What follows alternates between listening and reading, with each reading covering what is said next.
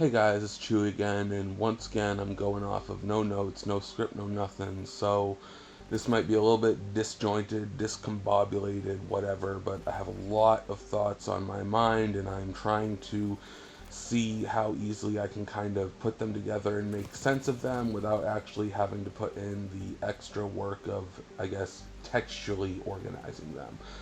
So this video, I will clarify, it's about Call of Duty primarily. It's about skill-based matchmaking. It's just probably not going to be in the way you expect, as far as I know. Um, and it has to start with a little bit of a story. And it's a little bit of a convoluted story, potentially, probably. So just bear with me. I know that it's really hard to pay attention to rambles like this, but I feel like I have some good points that will ultimately wrap everything together in the end. So essentially, I am sick today. I woke up this morning and I was exhausted, even though, well, actually, I didn't sleep that much, but that's besides the point. I woke up, I was exhausted, I was coughing, I had a stomach ache, I had a headache, I felt sick in just like a variety of ways. And I was also sleep deprived, and for the first like 5 hours of the day, I basically threw my hands up and I was like, oh, I can't do anything, I'm just gonna sleep. And so I slept, and eventually I got like I even got sick of sleeping somehow, and I started binge watching YouTube videos, and I felt so guilty about it because I'm like, man, I haven't done any of my daily goals, and it's already like 1 in the afternoon. And I eventually transitioned from playing or from watching YouTube to playing Call of Duty, and that honestly, in some ways, can be even worse because I felt even guiltier because I'm like, oh my god, like I'm clearly like comfortable and conscious and alert enough to be dropping these sick kills in Call of Duty, and it's not like I was having the best matches of all time, but I wasn't like doing completely terribly, so I had the cognitive ability in my brain and in my reflexes to do this. And then at the same time, I've got a YouTube video playing on my laptop over to the right of the TV, and I'm just like, I'm watching and I'm grinding and playing and I'm hustling for those camos that, I'll probably take like 5 more months to actually unlock if I even have them before Black Ops 7 comes out because I've been playing Black Ops 6. But anyways, there was this comment in the YouTube video that I was watching. It was about the Double XL 2025 freshman list, which I guess is like pretty bad like the last several have been. I haven't kept up with it the way I used to, but that's a whole other thing. Maybe a video I'll make at some point. And anyways, the guy in the video, I don't remember his YouTube channel name. I'll shout him out at the end or in the description or something. But literally, he said this thing that like didn't even have anything to do with the actual topic of his video, but for some reason it was so motivating to me. And all he said was like, "Oh, I got to wrap this video up now. Like, I got to hit the gym. I really got to get to the gym today." Something along those lines. Like, those weren't the exact words, but it was close to that. And I, it hit me because I'm like, well, here I am. I'm watching YouTube, consuming YouTube, and dividing my attention between YouTube and a video game when I am constantly filled with ideas for YouTube videos and being like, oh, I gotta make a YouTube video, I gotta make a YouTube video. And this guy is not just, making a YouTube video, but he's hitting the gym afterwards. And here I am using the two sources that allow me to even make YouTube videos in the first place, which are YouTube and the video games I play for gameplay. And I'm just like abusing them so I can feel like comfortable while I'm mildly sick at this point, mild to moderately.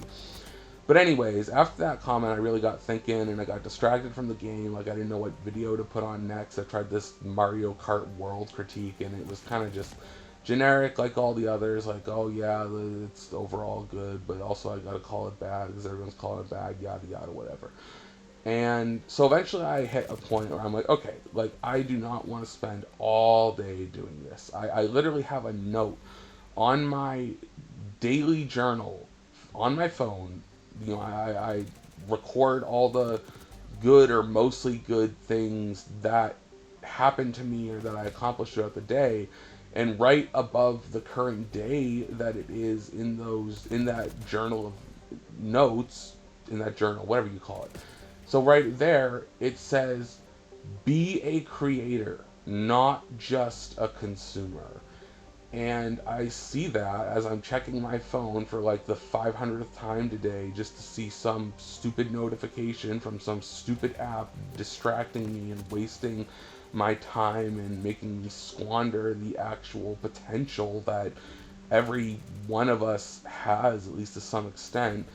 So I see that note and I'm like, you know what, dude, go outside, do your daily walk. You're not too sick to walk a couple laps around the neighborhood. It'll take all of 15 minutes and then you'll feel better about yourself. And then after that, by the time you're finished streaming this session of CoD you've been streaming for the last hour, you'll have plenty of gameplay footage to combine with whatever the next commentary you record is. So I got all motivated, I got this plan, and so I went on the walk. I came home sweating. I immediately took my shirt off because it's hot out and it's hot in the house even though we got AC. And so I don't know why I mentioned the shirt thing, but the point is like it was difficult. It was difficult to an extent, but because I've been doing it for the last couple months, I've been getting myself in shape. It doesn't feel as bad as it used to, even though I walk longer distances than I did 2 months ago. It's like now, if I can get past that initial need for a burst of motivation, or if I can manifest the motivation just out of my own thoughts and willpower, as is often the case for what I need to do, then I can go and do the walk and it's like automatic. It's almost robotic. And if it doesn't feel like it's going to be automatic, and if I feel like I really need a brace against the quote unquote difficulty of it, then I grab my headphones and I put an album on, or not really an album, just a couple songs, and I listen to that, and I get it done. And then I get home and I'm like, wow, that felt great. Like now I know why I wanted to do that. I remember why I like doing this, and and then I hopped in the shower. I decided, you know what, while I'm at it, I may as well knock out some other goals. So I meditated, and those are some of my goals that I do each day.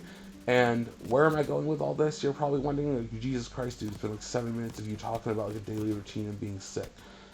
So while I was out walking, I was thinking about Call of Duty, not just the Call of Duty matches that I played before I went on the walk, but also just Call of Duty in general, the current state of the game, the state of skill-based matchmaking, the state of COD tubers, which I guess technically I am now one of, albeit probably one of the smallest ones on the whole platform. But, when people think of the discourse around Call of Duty since about 2019 or 2020, it kind of always ends up centering around or coming back to one very specific thing, and that is skill-based matchmaking, and specifically the overall community, or at least the overall vocal community's hatred of it.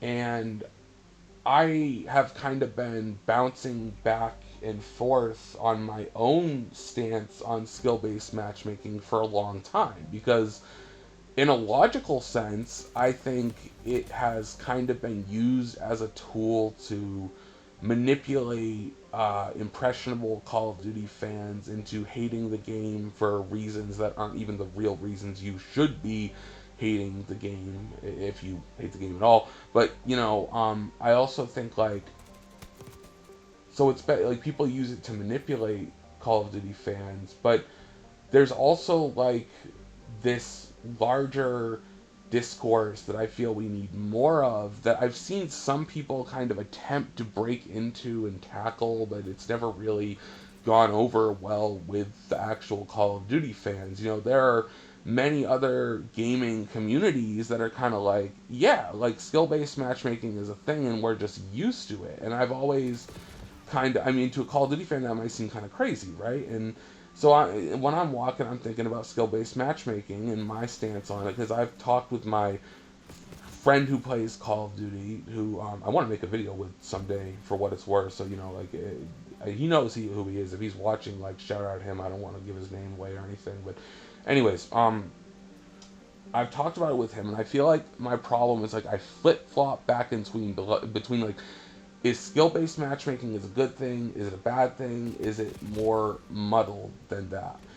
And there's also like even more options. Like, is it a good thing but handled in a bad way, or vice versa? And I think, in a certain sense, all of those answers are actually true. But the Call of Duty, like, CODtuber community has managed to kind of just spin this really simplistic narrative that skill based matchmaking is simply the devil, that no matter how it's implemented, it's bad. If it was completely abolished, everything would be good. Call of Duty would enter a new utopian era and everyone would be dropping nukes in every match. That's obviously a little bit of an exaggeration, but so I was just like thinking about my personal stance, and the reason I started thinking about this specifically on this specific walk is because one of the arguments that I see used against skill based matchmaking by people who kind of want to tiptoe on eggshells a bit and not commit fully to the grift of like, oh, it's bad, it's bad, it's bad, it's always bad, right? And the argument I see is like, oh, well, yeah, we need some level of skill based matchmaking, sure, but I shouldn't have to like carry a terrible team against a six stack or something, right? And on surface level, it's like, yeah, that makes sense. Like, who would want to do that, right? But then I think about it and I'm like, I've done that and I've done that without feeling the need to like rage quit, at least not every time or something. And I've still been able to find success in matches where I've had to do that, potentially even win, or at least like enjoy myself enough to not want to rip my ears off and shove them up my ass. So basically, what I've realized is like people who are against skill based matchmaking, they say they're not against improving, right? But they have this idea that if they improve, the game will just be like consistently fair or even easy, like it quote unquote was in the good old days. And I'm starting to realize that that mentality about not just Call of Duty, but video games as a whole, and even like maybe actual real life, is just kind of not right. Like, you know, just because I walked every day for the last 2.5 months doesn't mean walking is always consistently easy or even like something I consistently want to do. But I understand the long term benefits and gratification of doing it, which is more rewarding than the walk simply being a piece of cake, like a breeze that just becomes like as fun as hopping on an easy Call of Duty match. And this probably sounds like a kind of screwed up analogy, so I'll convert it into something a little different to try to illustrate my point better. So, take any superstar sports athlete, right? Your Tom Brady's, your Michael Phelps, your Babe Ruth's, your Hulk Hogan's, or whatever. And think about it like this. When they go and they make all these insane, like almost inhuman accomplishments in their respective sports, right? Whether it's football, basketball, baseball, wrestling, boxing, swimming, whatever. When they make these accomplishments, when they, get championship rings or medals, or when they get MVP medals, or when they even make it to the freaking Olympics, right? And they get like 7 gold medals at the Olympics or something. After all that is accomplished, they don't get sent back to like high school to destroy the literal teenagers that they used to be, right? They're like, no, what's the next mountain to climb, metaphorically? What's the next ocean to cross, again, metaphorically? And they're just like, what is the next challenge? How do I take things to the next level? Unless they're like 40 something years old and then they're like eyeing retirement, right? But if you're like in the prime of your career as a sports athlete and you accomplish something extraordinary, you're never expecting to just go back to Little League or something, you know? And I feel like this analogy probably fits better with what I'm trying to say because, like, Call of Duty players specifically have this attitude of, like, well, I've been playing however long, and I'm like, I'm quote unquote good at the game now, so I deserve these quote unquote fairer lobbies. But, like, the thing is, the lobbies you're getting that you call sweaty and unfair are the fair lobbies because you've reached each subsequent skill level to be put in even higher skilled lobbies. The game is not trying to allow you to simply plateau to reach a certain skill level and then be like, I'm good, just give me like normal matches for the rest of my COD career, right? The game is saying, no, you're good, and now you need to get even more good because that's what actual good players do. And so then people will respond to this by being like, this is all I see. This, you know, you go on social media, especially like Reddit or Facebook, like Reddit is probably the biggest example of this. And like, you can make fun of me for being on Reddit and having a Reddit account, but I don't care. It's like I only check it a couple times a day, so you know, it's mainly for updates on like video games and music and shit like that, right? You go on Reddit and you see all these like floods of posts like every single day. It doesn't matter what day it is, Monday, Tuesday, Wednesday, all the way to Sunday. Could be any day of the month, any day of the year for like the last 6 or 7 years, right? And you got these people. This posts are starting to look so similar. I'm almost becoming convinced that like some of them are literal bots. Like, I don't mean bots in that metaphorical sense like we often use to be like, oh, well, that's a bot, that's a bad player. I mean, like, literally bots. Like, I feel like there must be some kind of person somewhere writing a script for these type of posts or something, right? Literal bots. So you see all these posts like, oh, like I'm a 57-year-old father of two working a 9 to 5 job 6 days a week, and when I play Call of Duty, I just want to come home after work and I want to smoke a joint and grab a beer and get on Warzone or get on Search and Destroy with the bros and just have a chill, casual, fun, good time, right? And again, surface level, nothing really seems wrong with this, right? Until you realize how much this kind of attitude has like permeated into not just Call of Duty culture, but gaming culture. And first, before I like get into a critique of this mindset, I just want to throw out there, if you actually are a chill dad who is being a good father to your 2 or 3 or however many kids, one kid, it doesn't matter, any kids, if you're a good dad, um, kudos to you, props to you. I'm not saying that sarcastically. I mean, I honestly, I kind of envy people who can even like afford to have kids in both a financial and like a mental health sense.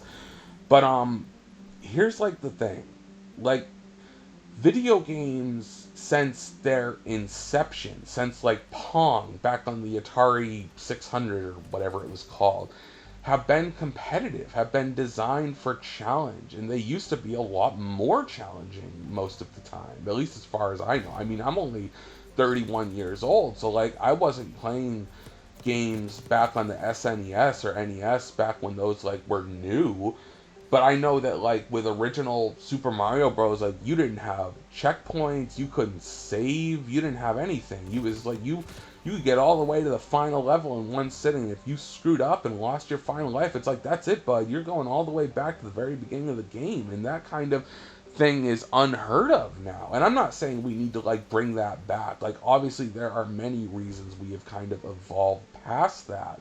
But to bring it back to like the whole chill dad dude thing, like, I just kind of feel like this ties into this larger issue with gaming as a whole, where all the challenge has been sucked out of so many beloved series that we used to kind of just see challenge as another element to it. And now it's like, it's gone so far with every game just like congratulating you on the most basic stuff. And like, this, there's a whole other video I'm going to make about how overstimulating Call of Duty and video games in general are now. But anyways, to get back to the main point, like, you know, maybe it's actually okay for video games to be really difficult. Even games that we kind of take for granted in the sense of them like thinking they're casual experiences, like, well, maybe there's a reason that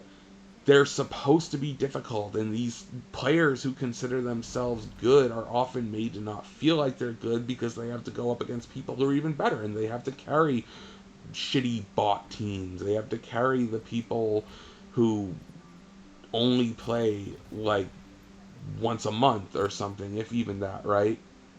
And I think we need to accept that that's actually okay. And the feeling of being a top skill player and dropping the high streaks and getting quad feeds constantly, like that should be reserved for the top tier players. I think Call of Duty for years has been making attaining its most difficult rewards like easier and easier and easier, and then adding more easy rewards that it didn't even originally have on top of that.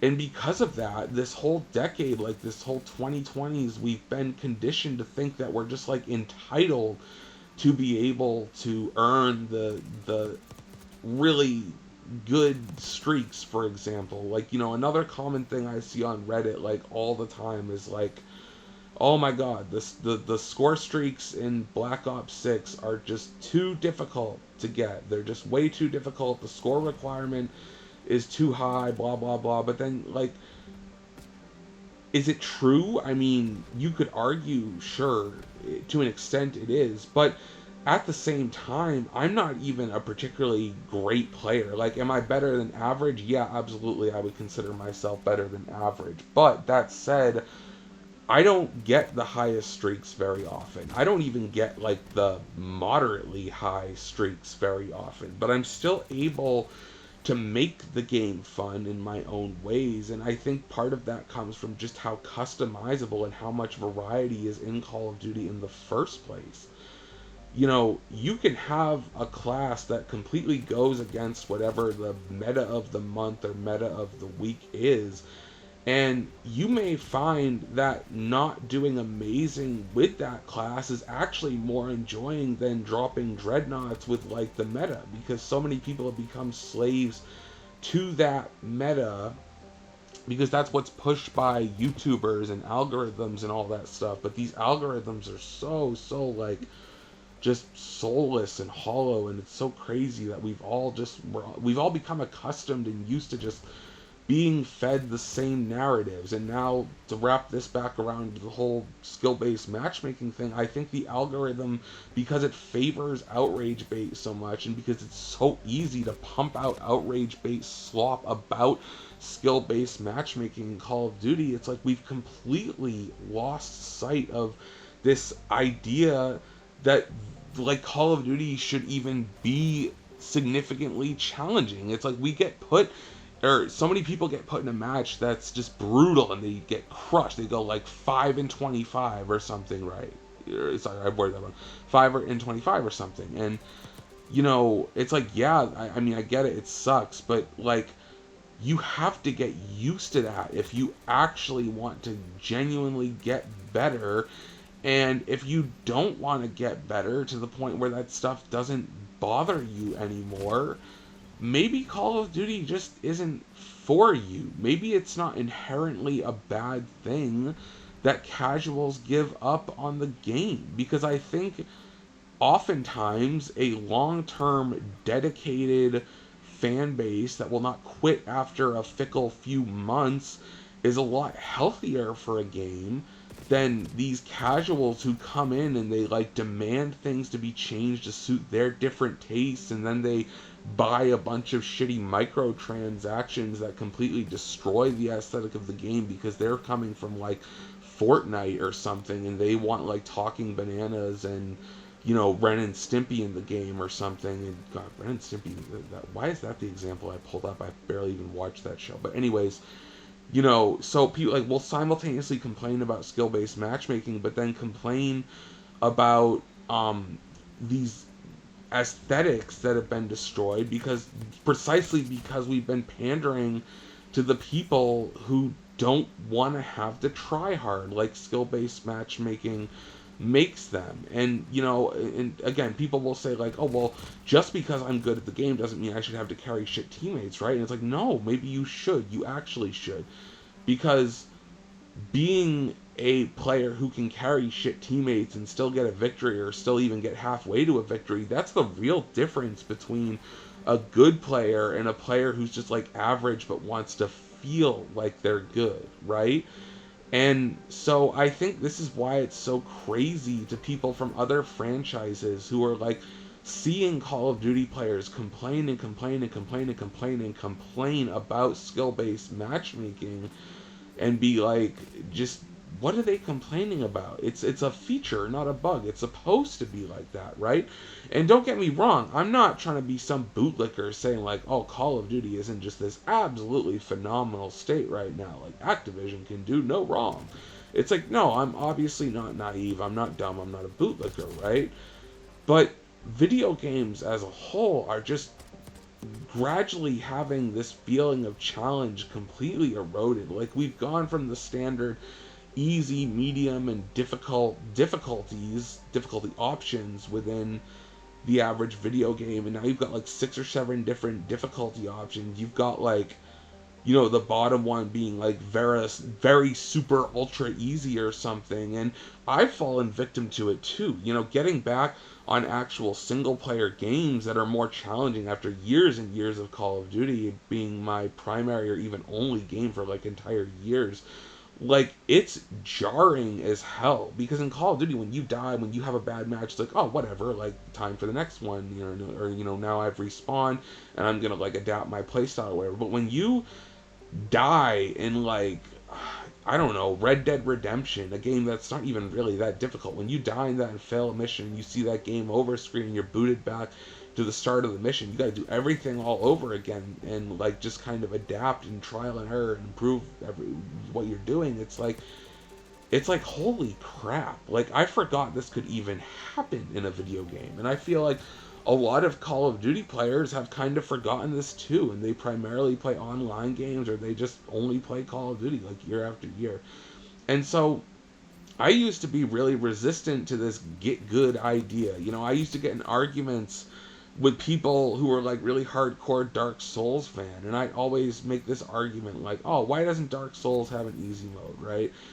And I'm not saying I think it shouldn't now, but like at the same time, it's like I've accepted, like, if I'm not willing to or able to invest the time and effort to get good, or get better at least at Dark Souls, then I just shouldn't play it, and I shouldn't act like I have a right to have the same experience as everyone else without putting in the same effort. And like, that's okay. Not everyone has to play every video game, and this is why the internet is so good in some ways, because it's like, if you're worried that a video game is going to be too difficult for you to complete before you drop like $70 on it or something, Google it, go on Reddit, get people's opinions, see what they're saying about the difficulty, because usually that will give you a pretty good idea of whether or not dropping that money will be worth it. And then, if it's not, but you still want to get a little taste of it, there's always other ways to get the game, right?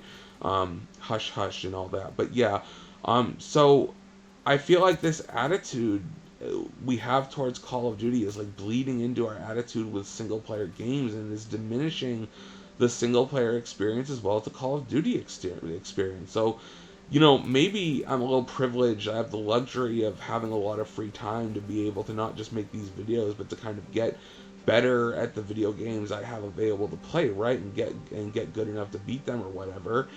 But like, everyone's different. Just because someone has more free time than you, just because someone doesn't have kids, like they haven't made their life a commitment to raising kids or working a really hardcore career or something, right? that doesn't make them a lesser person. And that's another thing I want to touch on. I feel like so many people on the internet, we absolutely dunk on these people who dedicate a lot of time to particular things that we're like, we don't think deserve to have a lot of time dedicated to them, right? And it's like, obviously you can have an unhealthy relationship with video games, and a lot of that has to do with how much you play them.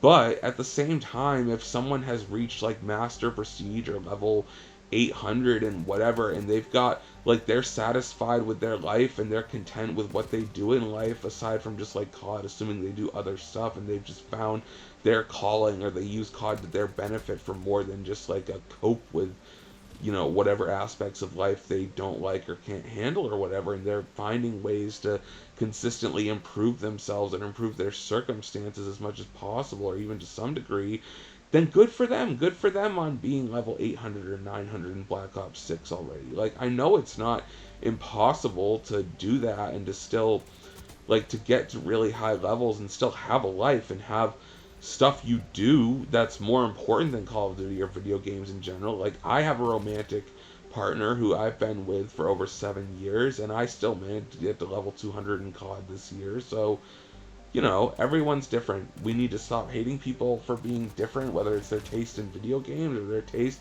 in whatever other art form or hobby they have, right? And I'm not going to get like all political in this video or anything, but I think we have more as humans that is similarities than we do that brings us apart, and it's really the media machine and the internet bullshit and memes and stuff that divide people more than actual differences we genuinely have, right?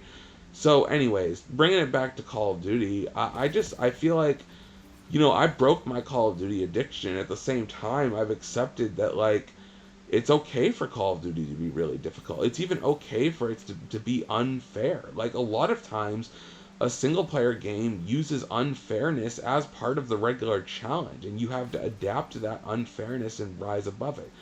And maybe by fostering this attitude of like, oh, everything has to be fair, everyone has to feel like a god, then maybe we've diminished a part of what makes gaming as an art form so unique in the first place.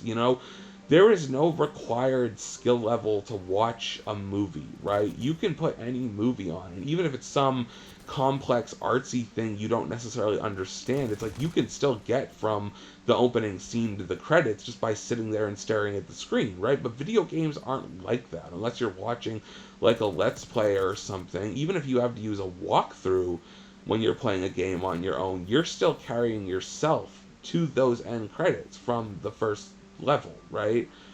So yeah, let me know what you guys think about that in the comments, whoever happens to watch this.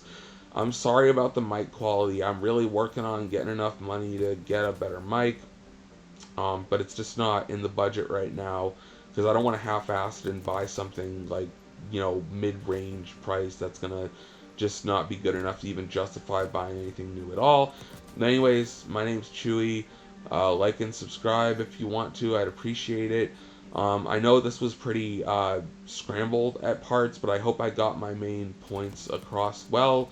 I will probably expand on this in later videos, and I also have more videos coming about Call of Duty as well as about other games and movies. I think my next video is probably going to be about how Call of Duty overstimulates us and desensitizes us to other sources of dopamine or general satisfaction in life. And yeah, that's it. Peace. Love y'all. Bye.